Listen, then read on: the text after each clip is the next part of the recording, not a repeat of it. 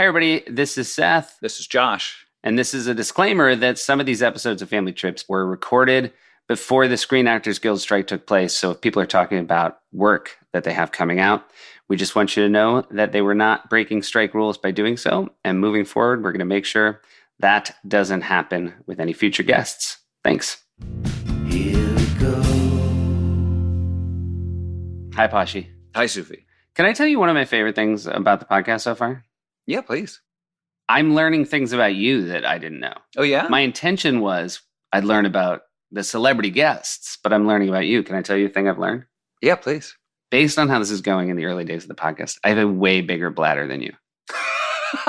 No, yeah, this is true. Almost every episode, you just at some point will get up, go to the bathroom, and also as soon as they're over, you throw your headphones off and just take off. And I buzz off.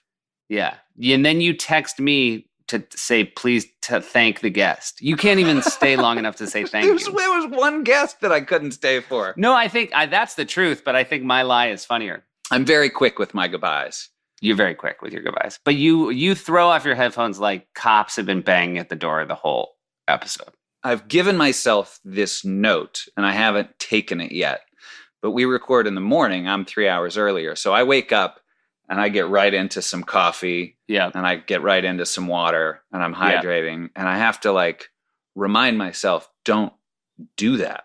Or just a cup of coffee and you'll be fine. Now, I think, again, I don't want to make this an LA thing, but I think in general, people in LA hydrate more. Yeah. I think you probably take it pretty seriously. And I bet if we stacked up how much water you and I drink in a day, it's a massive difference.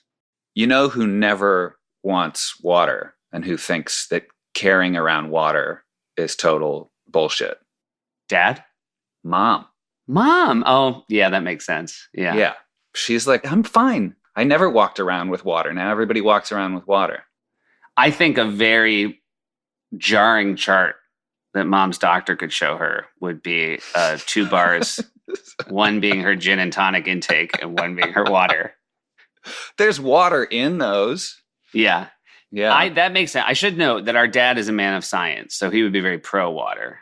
Yeah. And he would be very pro telling you about an article he read about the importance of water. Mm-hmm. Even if you had read that article. Yeah. He's also pretty pro spilling a little bit of water on his chest. Particularly if the shirt is brand new. Yes. He uses water to Zorro his own clothes. That's how you know he's been there.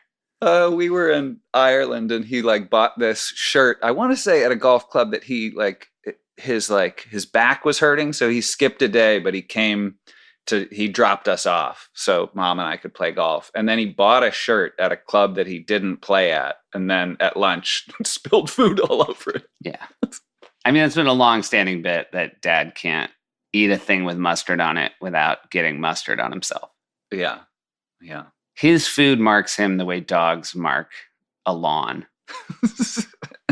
We've never done Christmas stockings for them, but I feel like those little stain sticks would be perfect. But see, do you think if you gave Dad a stain stick, he would actually carry it around with him? I don't know. He's retired now, so maybe it's going to be. Maybe he has more pockets. His retirement. He's looking for a new identity. He's going to be the stain stick guy? Yeah, maybe. Our dad did just retire, and our dad worked for a French bank, and it was really fun. I told Josh I got to go to his retirement, and it's very strange to watch people who spent more time with your dad over the course of the last 25 years than we have. I mean, they saw him all the time. Yeah, and they actually know what he did. They did know what he did. I should note that Josh and I cannot explain. We can only say that it's trade finance, and maybe we'll do a special bonus pod for no listeners where Dad explains what he does for a living. Yeah, but boy. It was very interesting listening to French bankers talk about Dad lovingly, but also making very clear that they know the same guy we know. Yeah. Someone said, one thing we will miss about you, Larry, is you always spoke your mind. And one thing we will not miss about you is you always spoke your mind. I was like, yeah. It's a well-crafted line. Well-crafted line. You know, the French bankers, known for their well-crafted Bon mots. Bon mots and witty repartee. Yeah, there you go. A couple of French words in there for you. We should note there are currently 2 guilds on strike, the Screen Actors Guild and the Writers Guild. And so moving forward, when we have guests on this show, if they're in any of those guilds, I think usually either in the introduction or in the body of the interview, we talk about work they have coming up. We're not going to do that anymore. We're not going to promote work they did for struck companies. And I should stress that it's very heartbreaking for writers, for actors to be in a position where they have work coming out that they're proud of and they're not in a position to talk about it. It is a real sacrifice for them. And it's one we applaud because it is part of the collective action that they're taking. And it really does draw attention to the reasons they're on strike. So if you hear the absence or you notice the absence of us not talking about upcoming projects, that is a decision that's made by all the members of both those guilds and a decision that we are both participating in and one we respect. I think I said that really well. I think you did too. I have nothing to add. Yeah. I would only just say that I could have used a little nod or something. You sort of went a little dead-faced. Yeah. Were you thinking about the next time you were going to go to the bathroom? I don't know. I was thinking about that. It looks like you haven't had a shower in a couple days. I just took a shower. Did you really? Yeah. Wow. Oh, boy. I'll tell you what. That really. Okay, anyway. You know what? I'm going to bring a third person into this conversation. I don't care about how this is going so far. Hey, one of my favorite people, John Oliver, is about to join us. And we had a wonderful conversation with John. Yeah. Found a lot of stuff out about him that I didn't know. He's great. He's so charming, and he knows what he's doing. As a guy with a talk show, he knows how to talk. He knows how to talk, knows how to tell a story. I have no doubts you're going to enjoy it. So please sit back and listen to Josh and I and John Oliver. Family trips with the Myers brothers. Family trips with the Myers brothers. Here we go. John, this podcast is called Family Trips. And we want to dig into your past and your family trips. Good luck. I'm British, Seth. You know that. So you're embarking on a kind of emotional excavation that it's uncharted territory. I don't know what you're going to find there. I've lived an unexamined life. Well, this is just about places you've gone. This is just a travelogue. Well, do you remember an early family trip? What kind of vacations did you take when you were young? We took basically the same vacation every single year, 2 weeks in Dawlish, Devon, which was a British seaside town. The kind of seaside town you might have heard Morrissey sing about every now and then. Punch and Judy, do you have Punch and Judy here? Do you know what that is? Punch and Judy, those are puppet shows?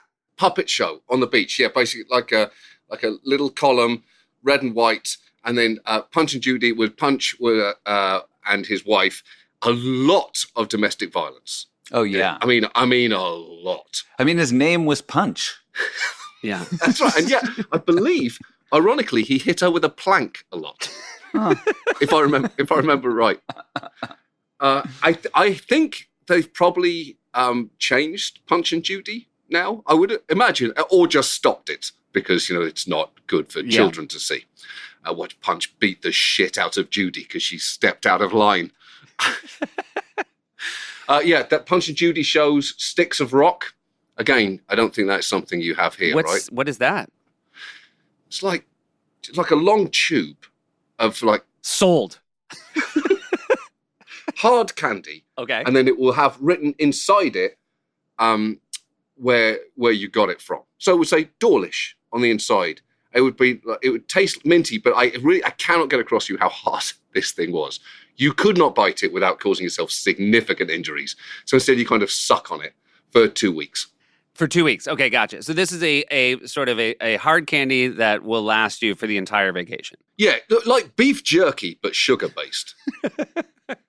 Real quick on Punch and Judy. Mm-hmm. Were you the sort of kid who knew you were watching something bad when you were little? Were you already sort of judgmental? I really wish I could say yes to that, I do remember being told that Punch and Judy had a lot of domestic violence in it, and then kind of flashing back going, oh yeah, he did hit her a lot. But you have to understand that the atmosphere in the crowd at that time was kind of cheering him along as a child, I believe. Right. But now definitely I know that was wrong, and I don't think I was in a position to judge, even as a 9-year-old who probably should have been. And so you're all just sort of piled into a sort of theater setting? No. That's very charming to think that this requires a theatre.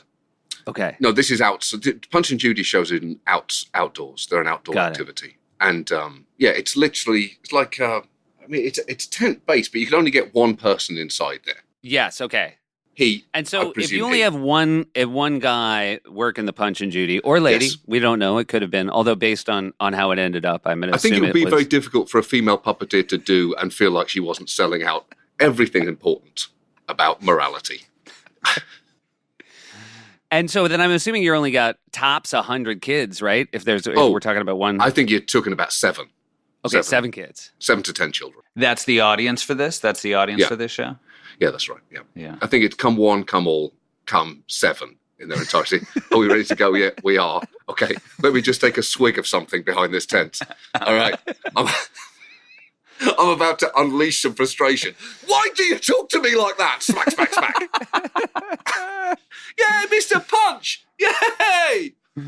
What time of year do you make your 2-week trip? What is your... Well, we don't have these long kind of movie-like summers that you have here. We had like 5 to 6 weeks.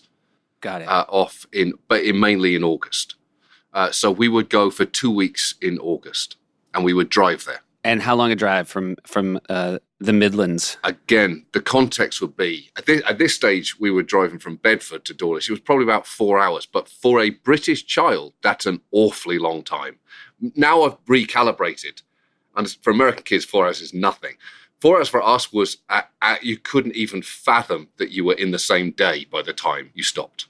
I feel like 4 hours for us did feel long because we're from New England, so all the states are smaller. So, because crossing a border, crossing into Massachusetts or crossing into Vermont, was exciting. It was a notable thing. And if you had 2 of those in one drive, it was like, whoa, wow. Would you break up even a 4-hour drive? I don't think we would. I think we'd jam through. What was the vomiting situation as children? What was the motion sickness situation that you were dealing with? I have no motion sickness. Yeah, I don't recall any. Would your parents agree with that? Would they say, oh, you don't remember when we were holding you out the window? I did some vomiting in my day, John. I'm not going to argue with that. But it just never was motion-based. It was more maybe sort of eating the wrong thing at the wrong time. Did you suffer that? I think we each went through a phase of it, but there were 4 of us. So we were I'm not sure there was a down period. I'm not sure if there's a point at which there wasn't a kind of, we need to pull over right now. Yeah, and we would leave early in the morning. That was the exciting thing, to beat the traffic. We would go in our pajamas, and the idea of being in a car in your pajamas was vacation enough, to be honest. So you would look forward to this 4-hour drive. This was not something you dreaded. Very much, yes. That's great.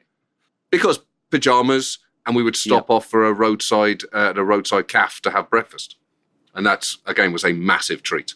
Yeah, I can remember we had mornings where we would get, I feel like, just picked up out of bed and laid in the car. And then you'd wake up and we'd be at some mountain to go hiking or skiing in New Hampshire. And you'd be like, but here we are. Yeah, you're painting, again, more of a Norman Rockwell image than I think. Well, we'll be loading the Northeast, we're in New Hampshire here, John. And then you're being dropped off in a Morrissey song watching puppets beat the shit out of each other. But Josh and I are very different. Because I remember I dreaded the arrival. I liked the drive, but I hated getting to the ski mountain because that meant you had to get out of the car, you had to be cold, and you had to do skiing, which I don't care for to this day. Of course. Why would you put your knees through that? What would you listen to in the car? This makes us sound very elevated, but credit to my parents. We used to listen to book on tapes all the time. Oh, nice. Like what? My mom would get them out from the library. I remember we listened to a lot of Gene Shepard. You know, the Christmas Story? I don't know if you've ever seen that movie, but that was based on one of his stories. And he had a lot of just stories about himself growing up. So it was like listening to other family stories. I mean, we were probably a little older. The first time, I did not read Catch-22 the first time I was introduced to it. I listened to Alan Arkin read it. Oh, wow. Yeah. But I remember that made me nauseous. There was there was Listening- so much description of blood. Yeah, that's and fair. I recall That's being fair. like, I can't do this right now. Wow, that is Alan Arkin walking you through Catch-22. It's not not bad. the most relaxing way to vacation, is it? It's good. not It's a the good most. way, but it's not the most Yeah. relaxing.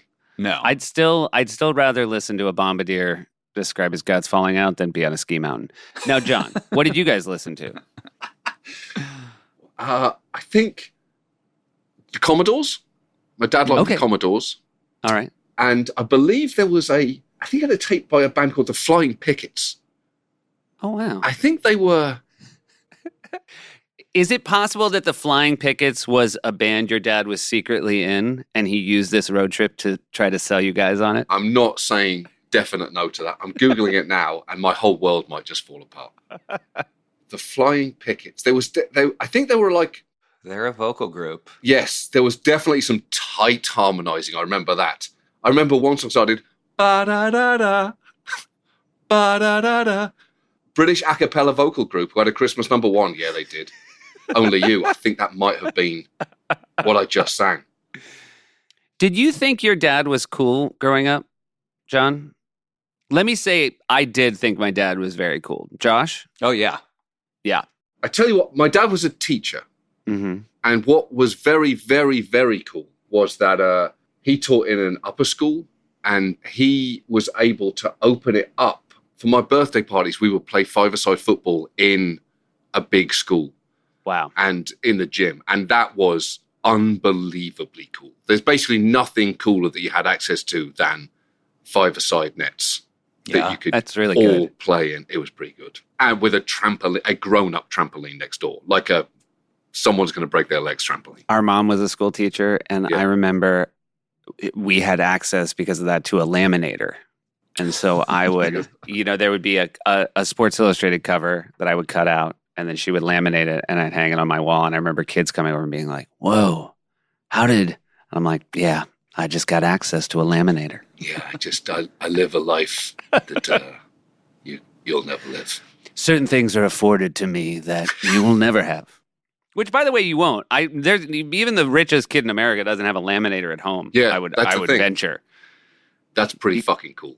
You got to be part of a public institution to have access. Yes, to that's right. It was basically the only upside of working in public education was occasional access to things like that. Yeah. He was never your teacher, though. Absolutely not. Gotcha. Never. He was a head teacher, Oh. and I was vehemently opposed to attending his school when I was 13 years old. I remember once playing his school. I think we had a rugby game against them, and I was playing in the second row of the scrum, so you kind of locked in together. And I remember hearing one of the other kids say, "You're Mr. Oliver's son, aren't you?" And I spoke fast enough. I said, "Yes." And I felt a fist fly underneath. And I thought, this is why I chose a different school. By the way, I like that you verified something I've long thought, which is it is possible in a rugby scrum to have a conversation like that. 100% possible. It's almost weird not to have a conversation because you're there for a while. Your heads are right next to each other.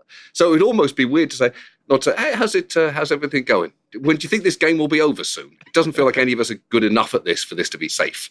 Did you enjoy playing rugby? That does I not seem... hated it. Yeah.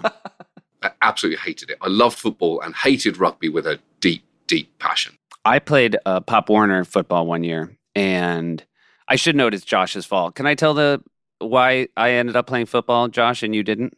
Yeah, sure. Are you talking about American football now? American Yeah. football. Yeah. Josh wanted to play football, and every Sunday we would go out, my brother and I and my dad, and we would play one-on-one football where my dad would be the quarterback and we would have a grand old time. Mhm. Really fun. I looked forward to it a great deal. Then Josh decided he wanted to play organized football. I'm 2 years older, and I'm like, well, if he's going to play, I'm going to play. So we go to our first day of Pop Warner football, and they ask you to strip down to your underwear so they can size you up for pads. And then, Josh, do you want to say what happened? Yeah, well, when you have a cup, like you want to wear a cup when you're playing a contact sport, and there's an athletic supporter that the cup goes in. So it's sort of like a strap Yes. like thing. Now, I didn't know that with an athletic supporter, you should also wear underwear. So Yeah. I was just wearing something that looked sort of like lingerie in a way. aggressive lingerie. And I was like, there's no way I'm taking my pants off with my little, I don't know, 10-year-old butt cheeks out in the wind. So I'm gonna walk up this hill and I'm gonna cry and I'm gonna sit next to this school and I'm gonna wait for practice to be over and then I'm gonna not play football. Basically what happened, John, is I did not realize this. I took off, because I was wearing underwear, I took off my pants. I got sized up. They put pads on me. I went out, played a whole practice, had no idea that Josh had walked into the changing tent, found out you had to take your pants off, turned around, told my mom he quit, got in the car and waited. And so then I got back in the car, and then we went home, and I told my dad, well, I want to quit too. And my dad basically gave me this long speech about not being a quitter, completely ignoring the fact that Josh had like self-quit based on forgetting to wear underwear as a 10-year-old. And so I played a whole season of Pop Warner football, the worst year of my life. I remember we were playing in the state championship to go to the New England finals, and our star running back, I barely played, but I was on the bench, and our star running back fumbled. And everybody on our team was so despondent, and I was low-key the happiest I think I had been my entire 12-year-old life. I was so happy. When we got on the bus, I was so happy that was the end of it. I would infuriate a sports teacher, because the beauty of being in the scrum is you can just stay in there. When the ball comes out, if you want to, you can just stay there for a little bit. You can kind of just hide in a large mass of people. I remember once getting the ball, running as fast as I could and thinking, I don't know why I did this, but Teenage Mutant Ninja Turtles were very big at the time. Sure. And I just yelled cowabunga while I was running. And I remember he blew the whistle, stopped the game, brought me over, real grown-up angry with me, with a 13-year-old, and said, I don't think you're taking this seriously. And I said, I'm definitely not. And he said, go and stand on the side. And like you, Josh, I felt like, I think I won this exchange. I think you won. I think I outmaneuvered you in this. Yeah. Go stand and not participate. Done. Yeah. I remember a football coach grabbing me, very similar, John, grabbing me by the face mask and screaming into my helmet, how badly do you want this?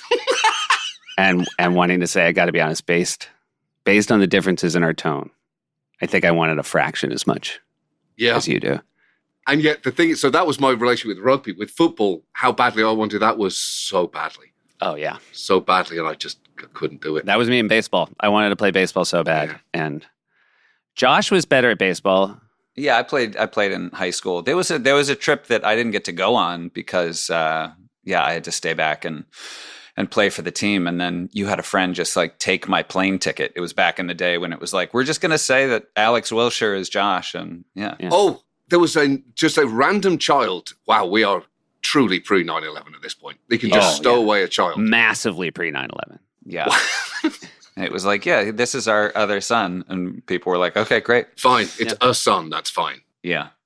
Wow. I will say also in my defense on the underwear thing. Oh, good. A defense. I think prior to going to get like the pads and the pants, I had gone to try on helmets, and in my mind, there was no such thing as a comfortable football helmet. So they'd like put one on and I'd say, yeah, this is uncomfortable. And then I'd try another one and I'd say it's uncomfortable. Truth is, they're all going to be uncomfortable. And the coach said the problem was that I had a geek head and that my head was just shaped in a way that a helmet wouldn't be comfortable because of my geek. I think that's also very pre 9/11 to tell a kid they have a geek head. Yeah. Dude, what was his solution for that geek head? It was like, we're going to order you another helmet. We're going to order you like a rounder helmet.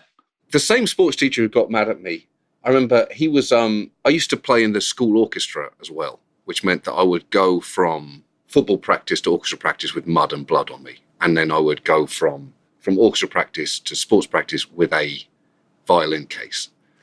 I remember one time this guy, this very large man, I was like last out of the showers, everyone had gone. And he closed the door before I walked out and he said, is that a violin case, Oliver? And I said, yeah, it is, but let's not do this. And he said, can I have a go? I used to play the violin. He opened it and like put this child-sized instrument in his big sausage hands. And he started to play. And it was clearly a very vulnerable moment for him. And I cannot overstate just how appalling the sound he made was. He played, I swear this is true, 3 blind mice. That's what he squawked his way through. And then he gave it back to me and he said, let's never speak of this ever again. Great. And you're great at that. You're one of the classic never speak of this ever again yeah, guys. I keep a tight ship. Real cone of silence, mate. Hey, was your dad understanding when did he appreciate why you did not want to go to his school? He did. I think he was disappointed because by the time I could have gone there, it was a better school, and I went to our local school that was pretty rough. But I was much happier there than I would have been as the headmaster's son, which I think would have defined my life at that point. I want to go back to your 2 weeks in, what was the name of the town again? Dawlish. Dawlish? Dawlish, D-A-W, not door like walking through it. Dawlish. Dawlish, yeah. Okay, Dawlish, Devon. So where do you stay when you go to Dawlish? What's a seaside hotel situation? Well, that hotel will be made of fabric. So. That's good for the rain. It holds. We camped every year. This is a campsite situation. You actually camped for 2 weeks? 2 weeks. 2 human weeks. Yeah. Oh, wow. Not 2 dog weeks, 2 human weeks. Yeah. Are you a 2-tent family? Are you a 1-tent family? Great question. We are a 1-tent family with 2 bedrooms. Now, bedroom, again, you're talking about just a piece of cloth to separate it. So, yeah, it's a larger tent with a living room area. Again, I'm not sure that you're picturing the right thing when I describe it. And then 2 like smaller compartments. Okay. But yeah. And do you look forward to this? Are you, when you're young, is this awesome? Great. Yeah, I think it's the best. It's the only vacation I know. I think looking back now, it's one of those situations where you have kids, you cannot fathom how hard work that must have been. Yeah. For my parents. At the time, it felt like everything comes together. I certainly don't remember the tent going up. Right. Yeah. Do you remember an age where you realized I don't like this trip anymore, or did that never happen? That is a good question. I think it was phased out because I think that things started opening up because we were doing this before like cheap flights to Europe. So I think now it might be different. Like you're kind of with the EU, well, Brexit's kind of destroyed that, but it was for a while. It was very, very easy to move around Europe. So people would take European holidays a lot. We had one camping holiday in France as well. That was kind of testing what that would be like. What would something be like that wasn't Dawlish? And I believe, if I'm right, the next year we went back to Dawlish. So that should be It was just a little too outside of the comfort zone? It was like, this is a little too cosmopolitan. Right. It's too French. So your parents, your dad's an educator, Yeah. and your mom is a social worker? Was a social worker? Is that right? He was a social worker, then an educator. She was a music teacher. So she was an educator as well? Yes. But they did not think vacation should be cosmopolitan or educational. It seemed like it was... I don't think it was really an option. I don't think they were against it at all. I think we just went there because we knew what it was like. And it was fun. I remember I watched the Mexico 86 World Cup and that campsite. Maradona running around, getting kicked by Germans. And I would imagine that's a wonderful memory. Yeah, definitely. Yeah. Watching little Maradona get kicked by a German, yeah, definitely. Did you have friends that you would see from year to year who would No, I don't remember that. I remember playing a lot of football outside, but I don't remember the camp. I think I was too young for it to be like a social hub. I picture you also, and again, I've been a little bit wrong. If you just said, does John Oliver strike you as a guy who during a rugby game would run out of a scrum yelling cowabunga, I would have guessed no. So maybe I'm not clocking you right. Were you the kind of kid that would bring a book on a vacation?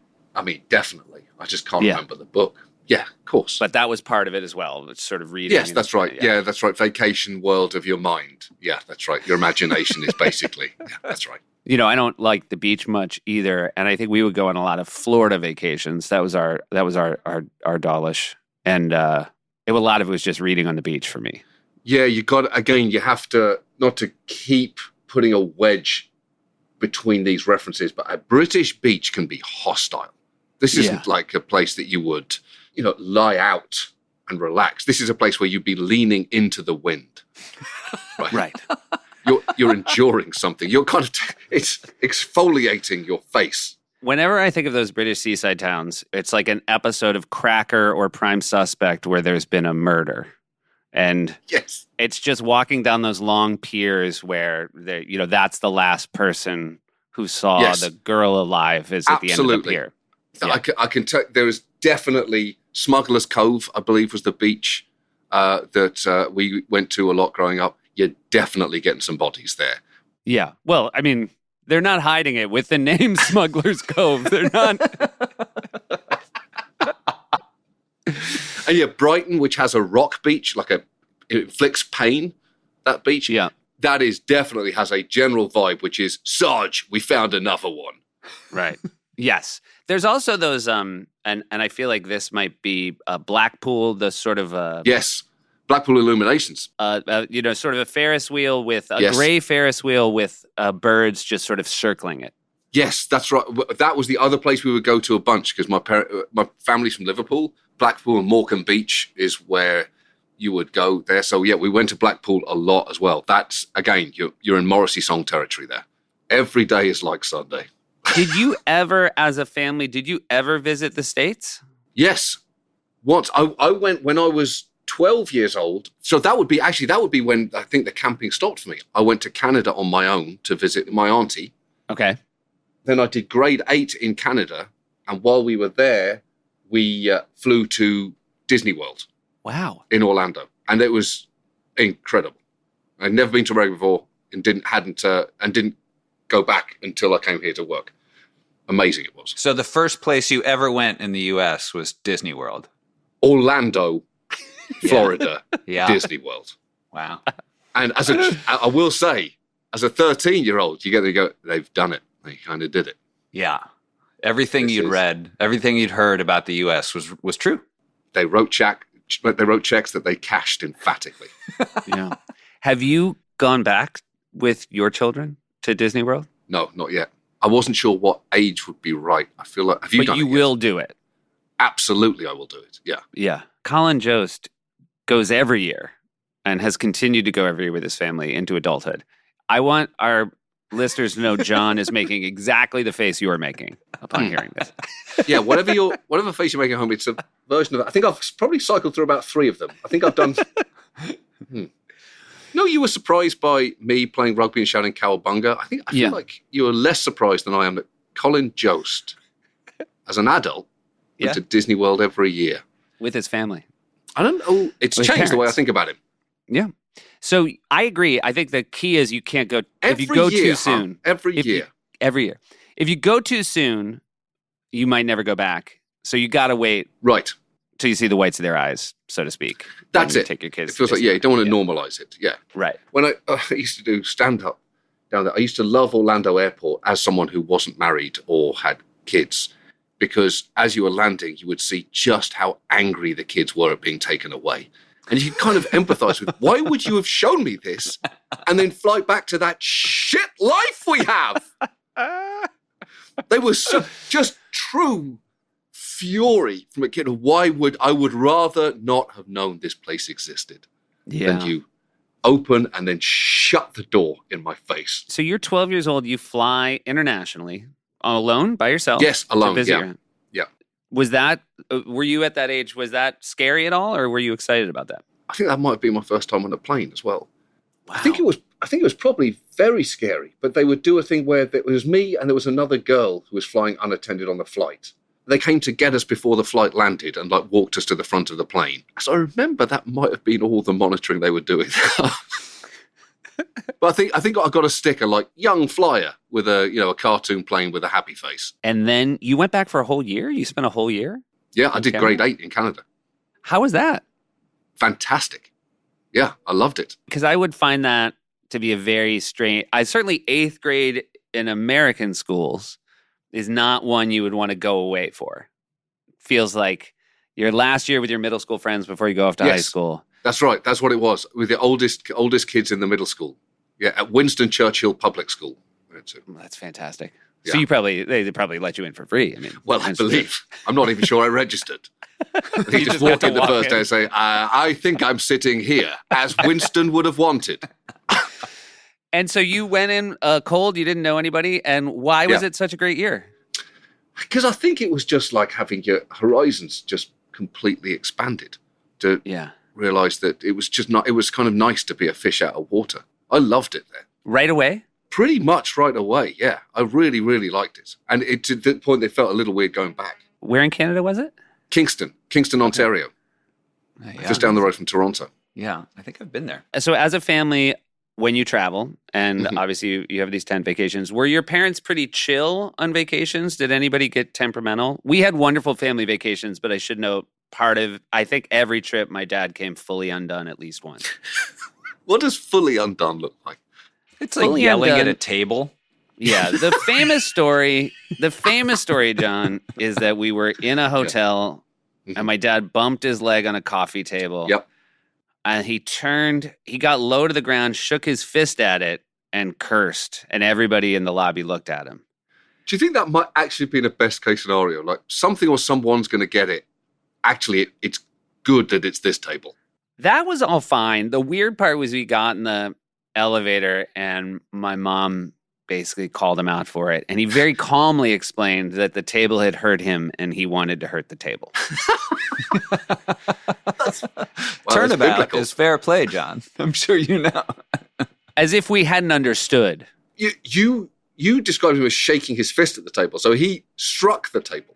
No. I think his whole argument was he had shown incredible restraint by not hitting the Because table. he didn't hurt the table. He didn't. I He see. shook his fist, yeah. He just wanted to emotionally scar He gave the it a table. stern talking to. Yeah, that's right. Like, he let that table know how close it had come. You rickety pile of wood. So were your parents calm, or were they?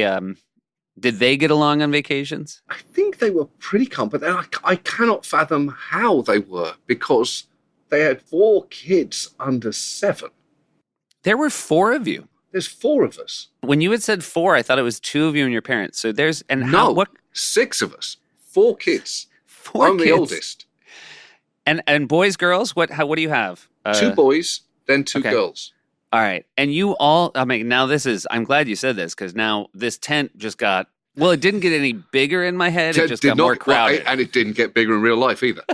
Just the units inside it have increased substantially. How did the 4 of you get along on vacations? The kids. At that point, the girls were very small. Okay. So how does a child get on with a baby? I think the answer is fine. Yeah. What's the gap between you and your youngest sibling? It's like 2.5 between me and my brother, 2.5 between my brother and the older sister, and then 1 year Yeah. to the final. So that sister. is a big gap. When you're a kid, that's Huge. But Yeah. now I have so much more respect. I started with respect for your parents, but this is massive now. I think that's what I'm gradually coming around to. With 2 kids, I struggle to get my head around how you're handling 3. But 4 Barely. feels 4. like, I don't know where the reserves come from to handle that and to not physically attack a table for doing nothing to you. I wouldn't have blamed your dad for just lunging at a table as he walked past it.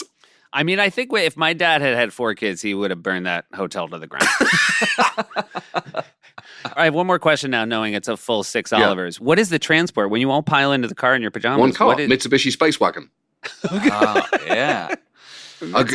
How could it be anything else? That does not sound like what a British family would drive, a Mitsubishi Space Wagon. I think we had a Renault before then, and then it was a Okay. Mitsubishi Space Wagon. Yeah. Did you have grandparents that were in the picture that were there to sort of help out with all you, No. Olivers? No, they Okay. were in the picture, but they weren't there to help out on a Gotcha. case like that. That was very much you're on your own.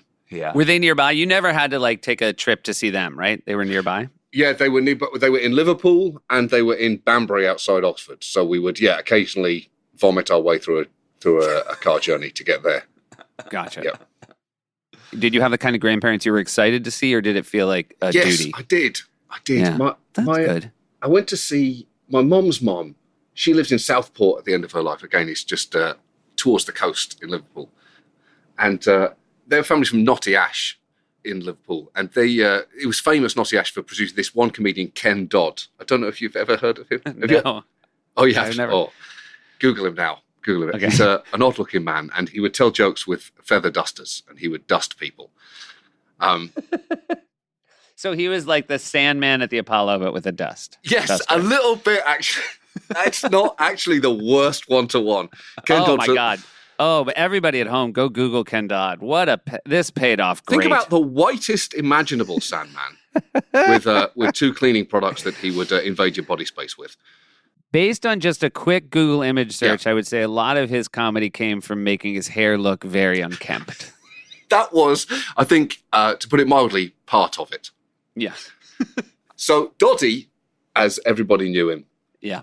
absolute superstar. He was also famously, his origin story, he was a tinker. He would go house to house selling pots and pans. That was before he became a kind of nationally famous comedian. And I remember I was doing gigs in Liverpool and I went to see her one day and she was in the old folks' home and she said, oh, you're a comedian now, aren't you, kid? You know, I knew Doddy, when he was a young man. And I remember he sold me this one pan. He said, Barb, if you buy this, you will never need to buy another pan your entire life. And then she reached under her bed and brought out a pan and said, and I never did. And I cannot tell you how much she needed to buy a pan 2 years after she bought that pan. It looked dangerous. It's like lead paint flaking off it, holes in it. This is, I'm not sure this is really legally a pan anymore. The best thing about that is it's a story about a comedian named Dottie, but my takeaway is that your grandmother was an incredible prop comedian. Oh, gosh, she was amazing. That's the setup to that. That's like a Monty Python sketch of I never needed another pan and you pull out a... Not as much of a... I can't remember if I ever told you this. She got into trouble for getting into a fight in her old people's home one day because she would walk around in a nightie with the door open and this one other old woman who didn't like her, who lived opposite, kind of came towards her one day waggling a walking stick saying, you got to put on some clothes. And she grabbed the walking stick, pulled it towards her and clocked her. I remember, I believe there was a meeting of the families after that. I also don't know if I'm rooting for what was under her bed to be just like everything she owned or just that one pan. Right. It was definitely at hand. It was definitely... It was a weird thing to never bring up until that point. I've been a comedian for a while at that point. Also, as a kid, I clearly liked comedy. Maybe she'd been waiting for the right moment to know I can make this story really land here. I just need this pan to decay 6 more years. Or she heard you were coming and went down to the kitchen and said, give me your oldest pan. That's right. This idiot's so in love with the narrative, he'll just drink it right up. If it's got a punchline, trust me, he'll tell it. He'll tell it for years. He'll tell it for years. Give a shiny object at the end of it and he'll eat it up. Have your parents made a habit of coming to visit you since you have moved to the States? Do they take a lot of trips to come see you? They have. They came to see your show.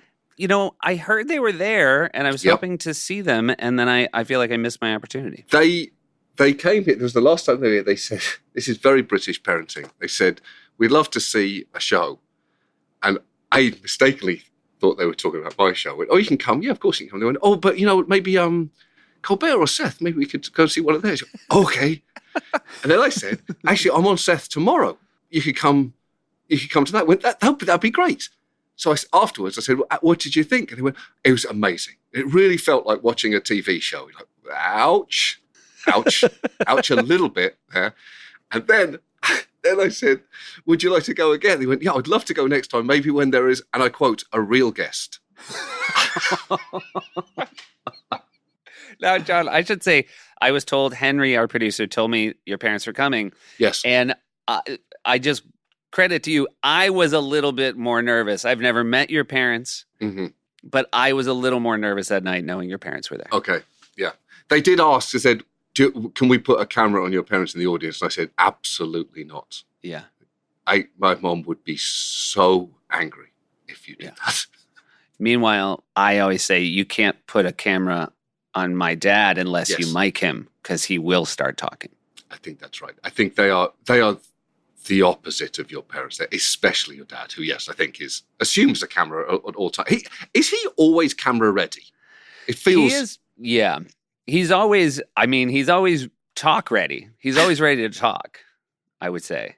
The great thing, I don't know if I've told you about how every now and then someone will say, oh, your dad's friends are here at the show tonight. Will you say hi afterwards? And then I'll go back in the green room and I'll start talking to these people. And I'll say, how do you know my dad? And they'll say, oh, I was golfing with him and he told me you were his son and asked if I ever wanted to go see a show. Like just literally just a person he met on a golf course. Wow. So not so much a friend as someone he briefly met. Yeah, in passing, he briefly met. And you could argue he didn't even do me a solid because people don't have to buy tickets to my show. That's right. And he's throwing in a meet and greet as well. Yeah. Well, they're billed as Larry's friends. So I feel like Seth feels like, well, I should. I think my dad would make the argument that he is a friend to all. So all of God's he's really creatures. Stretching language there to his own ends. What's the perfect vacation? I mean, your kids are young, but what do you like to do with them on a family trip? I would not drive in a car with them for 4 hours and camp for 2 weeks. I don't have the internal strength for that. What I like to do with them, I do not like a beach. Yeah. So I need to have things to do, like a child, you could say. I need activities. Right. So we, the last time we were on a beach, we did a treasure hunt. That was really good, really fun. You can stretch that out. Pirate outfits, maps. Yep. There goes half a day. The planning is most of it. It went by faster than I think I'd planned. I broke my toe on a shell. Yep. Classic pirate move. You know, pirates never really looking beneath their feet. Yeah. What have you taken them? I'm assuming you've traveled with your kids back to England. Do they travel well on that? The younger one hasn't been. The 5-year-old hasn't been. We haven't been since COVID. Gotcha. The other one he went when he was 2 years old back to London, and that was it was great. Do they say like have it in their minds of like we want to do this for vacation, and then how much is that? Are those opinions weighted? Oh, I see. Like, do they have any say? Yeah. Is it like we want to go to Dallas, and you're like, why are you thinking you want to go to Dallas? Like, we want to go to Dallas. I want to see the book depository. What? Excuse me? There was a second shooter. I just don't understand. Is it a library? That's my question. Why? Have you been to the book depository? I have not. No. I went. Kumail Nanjiani and I went. Yeah. And I remember we went there. We were doing a gig there, and I remember that you can get to the window, and I remember looking down and thinking, "Oh, you could totally shoot him from here." In my head, I'd always thought it was much, much further away and it was impossible. But you're kind of looking down, and going, "Oh yeah, definitely." Yeah. So you just sort of eliminated any sort of second shooter from your mind. I think it kind of eliminated the second shoot. You look, it was just it changed the way I thought about it. It also they had X's in the road. This seemed very ghoulish. X's in the road where the bullets had hit, and people were taking selfies in the road next to the X's, and this is very much an active road. Wow, it was odd. It was an odd tourist attraction, but it was interesting to go. I'm very impressed. I know some stand-ups who go on the road, and when they get to a city, they will go and do something, whereas I feel like every time I go on the road, I just sit in the hotel room and sweat about the fact that I have to do a show that night. But our friend Brooks Whelan, who I know opens for you and is open for me, Brooks Whelan was on SNL. I've done a few shows with him. You've done many. But everywhere we show up, he just like walks out the door of the hotel. Yeah. And I feel like spends 8 hours in the city and then just rolls in 5 minutes before the show starts. He's a great travel companion because he's activity based. So he kind of it's very good because he can get me out of the hotel room, which very few people can, because otherwise I will just be in a hole.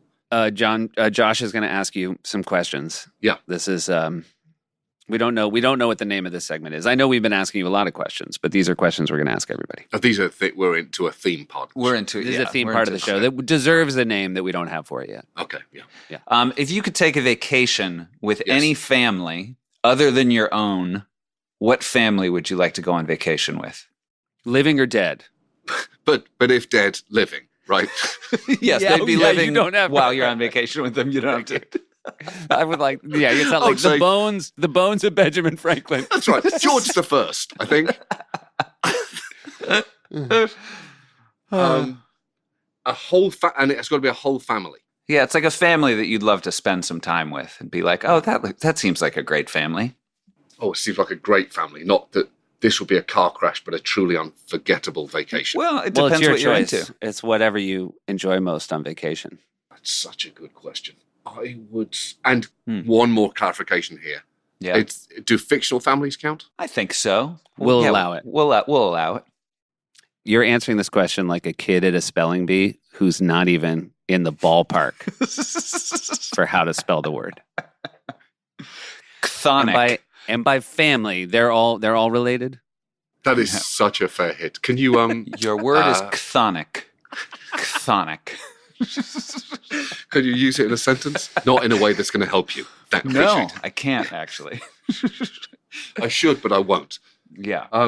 I would say, you know what? I would go with Mo Salah and his family. Oh, Mo Salah, the Liverpool player. footballer. Yeah. Okay, great. Because seems like a good family. Was Mo Salah the one who, when you went to a Liverpool game, recognized you not from last week tonight, but from a different? No, Was that who it was? That was Virgil van Dijk. Oh, Virgil van Dijk, the Dutch defender. The Dutch Those are defender. one of my favorite stories. But it's very people like John and I. We assume we're the same age as professional athletes, and Definitely. the reality is we are the age of their parents, if we're lucky. That's at right. This point. That's right.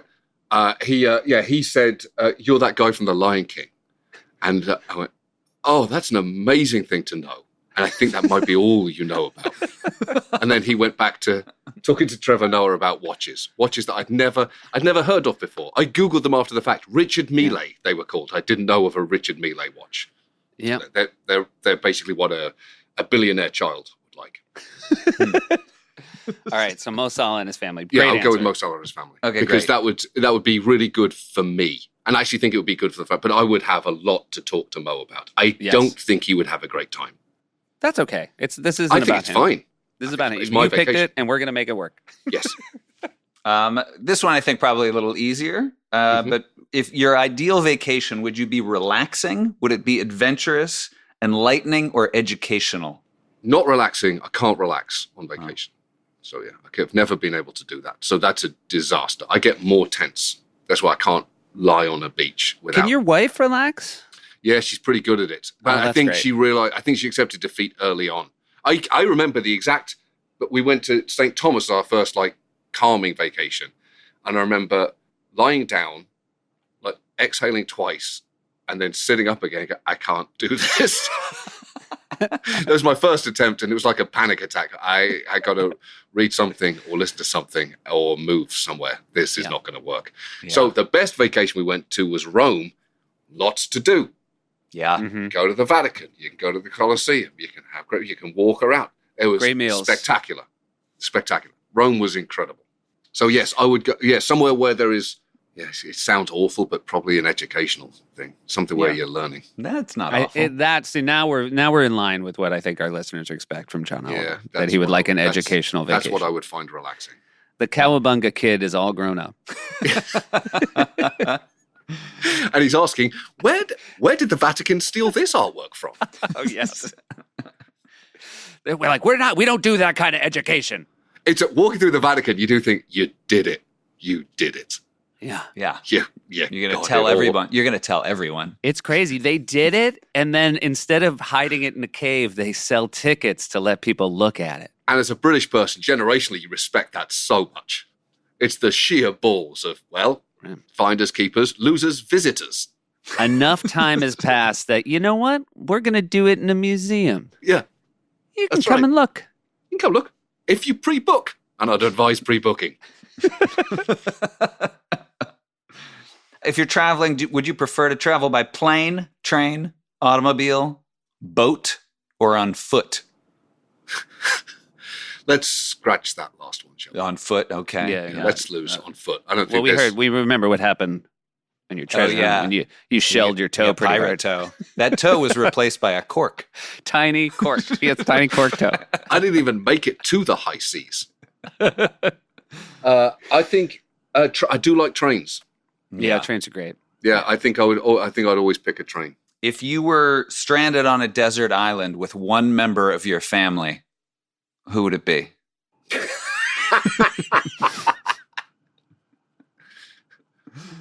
Oh, you know what? I'm going to go with my littlest sister, Claire. She's All right. she is a spectacular baker. Oh, there you Okay. go. That's very smart. So, assuming there's high-end ingredients on this desert island, and I really don't see why there wouldn't be, then we're going to eat very well. Excellent. I like that. I first thought it was sort of affectionate towards Claire, and it was really just that she could feed you. And so Purely that took a very Sweet treats. hard right turn.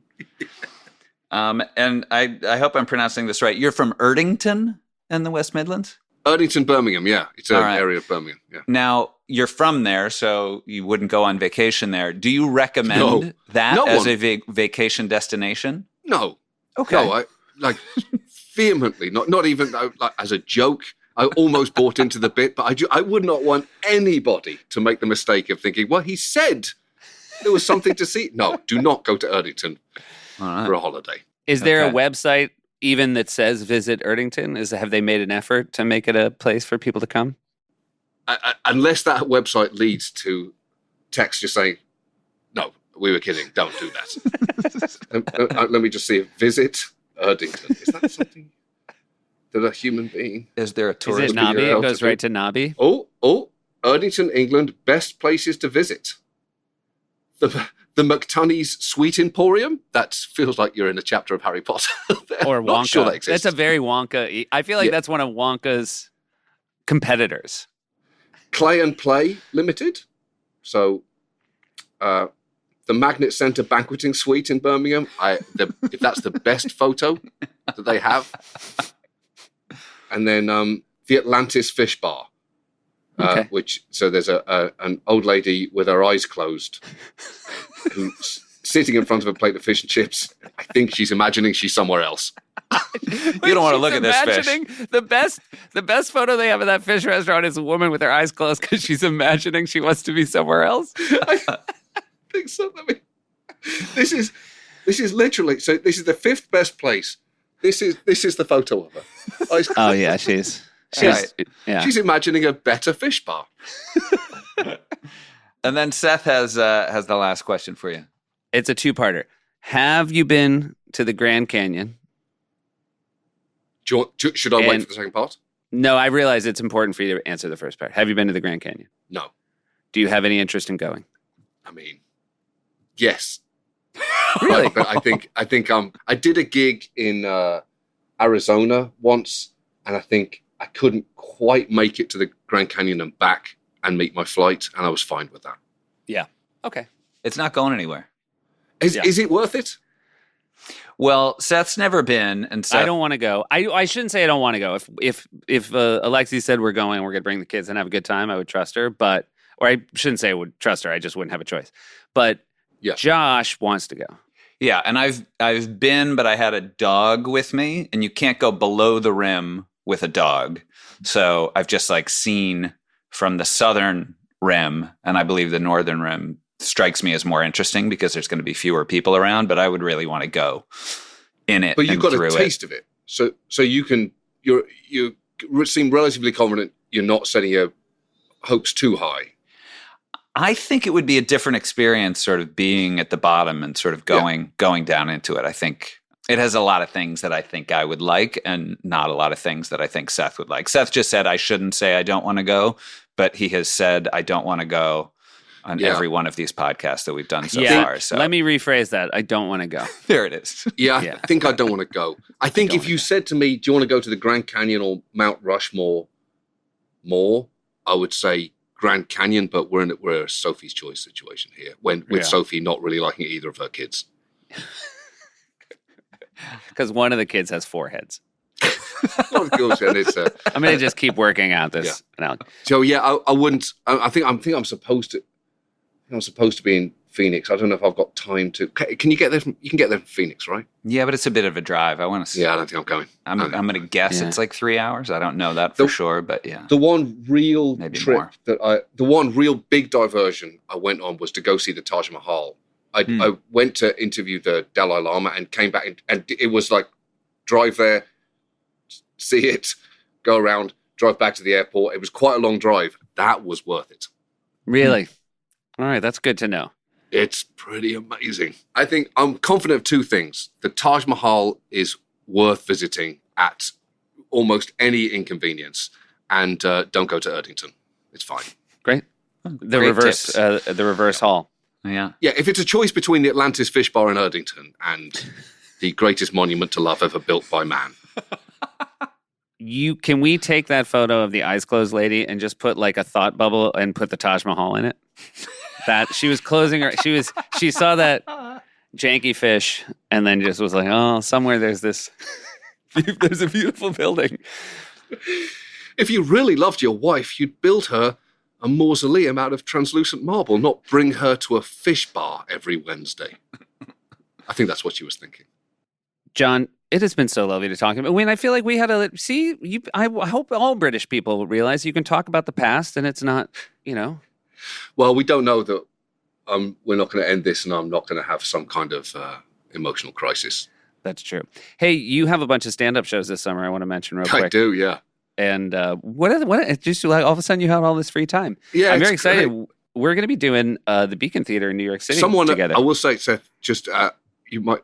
I was on an elevator and did I tell you this? Someone was getting off the elevator and said, "Oh, you must be nice to get this extra vacation time." Oh man! And I was so angry, I went after them, and my wife pulled me back in, going, "No. Actually, not. It's very difficult. There's a lot of things to worry about right now." But there are. I'm just gonna. Anybody who wants John tickets: Durham, North Carolina; Nashville; Denver; Phoenix; Atlanta; Beacon Theater in New York City; Austin, and in Boston, Massachusetts. I won't be going to the Grand Canyon after the Phoenix date. Just for if anybody's turning up to that date thinking there's going to be like a bus outside, like Andy Kaufman would do it to drive it into the Grand Canyon. That's not going to happen. The more Josh talked about it, the more I think I don't care. You're never going to go. Yeah. Hey, I want to try this question for our guests as well. Is there a piece of your past work at any part of your career that you feel like didn't get the attention it deserved that you'd like to plug real quick? Have people go back and take a look at? We've already plugged The Lion King. Yeah. Yeah, you were right. Smurfs, right? Were you a Smurf voice? I was a Smurf voice. Yeah, I don't know. Yeah. I don't know. There's a tone in your voice that I don't feel particularly. How are you comfortable supposed with. to say were you in the Smurfs? It's an impossible sentence. I was a Smurf. And you seem to be. You're saying that as in a challenging way. Were you the Smurf we all think you were? Which one do you think I was? Brainy? Yeah, Brainy No. would be my guess. Oh. I was not. I was Wow. Vanity Smurf. Oh. Really? The guy with the flower behind his ear and Yeah. the mirror. Interesting. Yes. You're right. They went a different way. They went with the kind of, apparently the British accent is narcissistic enough that they felt, oh, this is perfect. Oh, yeah. I guess Brainy being British would be weird. Who was Brainy Smurf? Do you know? I don't know. I haven't seen it. Do you guys get together, though?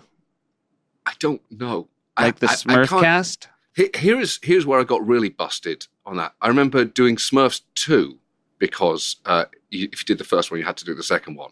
And I went in for the recording for it. And they were playing in Papa Smurf. And I went, is that Jonathan Winters? You got Jonathan Winters for this? And they said, yeah, he's in the first film too. I went, oh, yeah, of course. I mean, you got him again. That's great. It's a great movie. Check it out.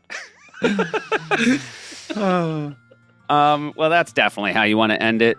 John, I will see you soon. Yeah. Thanks for doing this. It's a pleasure, guys. Yeah, safe travels. Always.